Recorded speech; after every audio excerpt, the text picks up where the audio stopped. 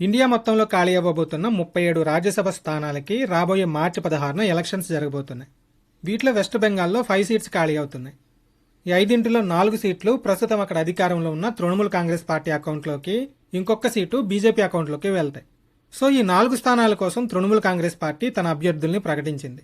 వాళ్ళెవరంటే West Bengal minister of information technology and electronics Babul Supriyo, Bengal మాజీ DGP Rajiv Kumar, Bengali నటి Koyal Malik, supreme court senior న్యాయవాది మేనకా గురుస్వామి. ఈ మేనకా గురుస్వామి హైదరాబాద్లో పుట్టారు. ప్రజెంట్ తృణమూల్ కాంగ్రెస్ తరపున కొన్ని కేసెస్ వాదిస్తున్నారు.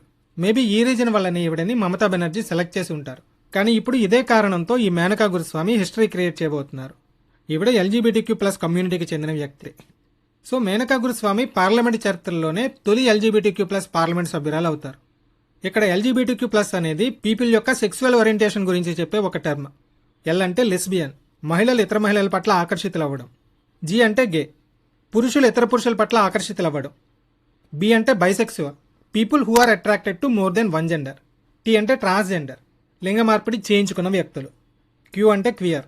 ఈ క్వియర్ యొక్క ఒరిజినల్ మీనింగ్ అయితే స్ట్రేంజ్ ఆర్ పెక్యులర్ అని. Sexual and gender minority groups ని రిప్రజెంట్ చేయడానికి ఈ వర్డ్ని యూజ్ చేస్తారు. ప్లస్ అంటే ఇంటర్సెక్స్, సెక్సువల్ క్యారెక్టరిస్టిక్స్ మేల్నా ఫీమేల్నా అని ఖచ్చితంగా చెప్పలేని వ్యక్తులు. అండ్ సెక్సువల్ అట్రాక్షన్ తక్కువగా ఉండే వ్యక్తులు, అసలు లేని వ్యక్తులు.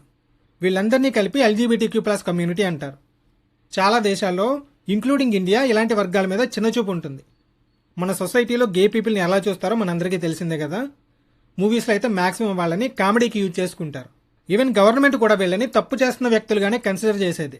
మన ఇండియన్ పెనల్ కోడ్లో అయితే వీళ్ళకి అగెనెస్ట్గా ఒక చట్టం కూడా ఉండేది, IPC 377. కన్సెన్షువల్ సేమ్ సెక్స్ రిలేషన్స్కి అప్పుడు 10 years వరకు జైలు శిక్ష పడేది. ఈ IPC సెక్షన్ 377కి అగెనెస్ట్గా 2016లో కొంతమంది సుప్రీంకోర్టులో కేసు వేశారు. ఏం కేసు అంటే అది Navtej Singh Johar versus Union of India case. ఈ Navtej Singh Johar versus Union of India కేసులో వీళ్ళని రిప్రజెంట్ చేసింది, వీళ్ళ తరపున వాదించింది ఎవరంటే స్వయంగా ఇదే వర్గానికి చెందిన మేనకా గురుస్వామి అండ్ ఈవిడ పార్ట్నర్ అరుంధతి కాట్జు. వీళ్ళిద్దరూ కూడా తమ వాదనలతో సుప్రీంకోర్టుని కన్విన్స్ చేసి 2018లో ఈ IPC సెక్షన్ 377ని అబాలిష్ చేయించేశారు. సో వీళ్ళ కృషికి గుర్తింపుగా టైమ్ మ్యాగజైన్ వీళ్ళని 2019లో టైమ్ మ్యాగజైన్స్ 100 మోస్ట్ ఇన్ఫ్లుయెన్షియల్ పీపుల్గా గుర్తించి గౌరవించింది. ఈ మేనకా గురుస్వామి గొప్పతనం ఏంటంటే ఆ సంవత్సరం 100 మోస్ట్ ఇన్ఫ్లుయెన్షియల్ పీపుల్గా భారత్ నుంచి కేవలం 3 మాత్రమే సెలెక్ట్ అయ్యారు. ఈ 3లో 2 మేనకా గురుస్వామి అండ్ అరుంధతి కాట్జు. ఆ థర్డ్ పర్సన్ ఎవరంటే ముఖేష్ అంబానీ. సో కారణాలు ఏవైనా మనకి ఎగ్జామ్ పాయింట్ ఆఫ్ వ్యూలో who is India's first LGBTQ+ parliamentarian అని అడగొచ్చు. ఈవిడ ఏ స్టేట్ని రిప్రజెంట్ చేస్తారో అని అడగొచ్చు. ఏ IPC సెక్షన్కి అగెనెస్ట్గా ఈవిడ సుప్రీంకోర్టులో ఫైట్ చేశారో అని అడగొచ్చు. మెయిన్ ఈ 3 పాయింట్స్ గుర్తుపెట్టుకోండి.